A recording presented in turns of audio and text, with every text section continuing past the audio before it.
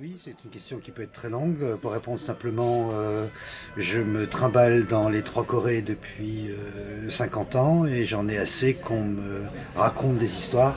C'est-à-dire que les régimes politiques sont tellement figés et soudés que chacun a sa version et que le savoir historique sur les Corées me semble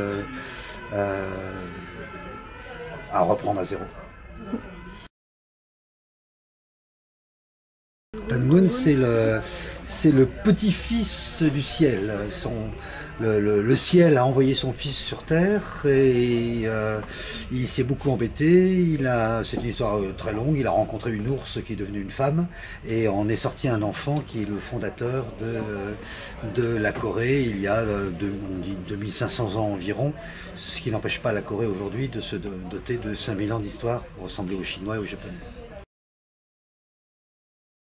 C'est essentiel, c'est obligatoire, c'est un désespoir quotidien que on n'arrête pas de se référer à des tas de penseurs mondiaux partout, comme s'ils avaient écrit en français. Non, il faut passer il faut apprendre à lire les traductions en tant que traduction. Et de toute façon, c'est un principe philosophique, si vous voulez, pour pas employer de trop grands mots. C'est aux Coréens de parler de la Corée. Je pars demain en Corée du Nord pour faire un film pour Arte, en espérant que pour une fois, ce seront des images authentiques, mais là, je peux le garantir. Et d'ici quelques semaines, nous allons publier chez Actes Sud la première anthologie des trois Corées, qui correspond à mon livre Les Trois Corées. Et ce sont donc des nouvelles de la Corée chinoise, de la Corée du Nord et de la Corée du Sud.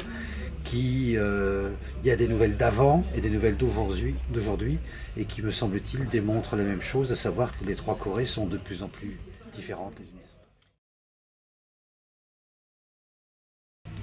Sur le table de chevet, ceux que je traduis, un roman nord-coréen qui s'appelle Le Port, et qui est un texte maritime qui est un petit peu empoulé, mais qui essaie de, de, de,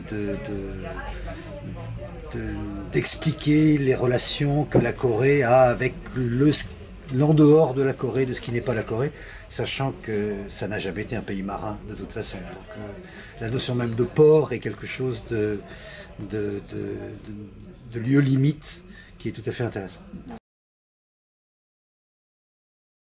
Dans un mois va sortir chez Actes Sud un texte qui s'appelle Le grand leader doit venir nous voir, qui est un roman qui a été écrit par une romancière bulgare américaine qui vit en France, qui est absolument désopilant et qui raconte son séjour il y a 30 ans dans un camp de jeunes pionniers.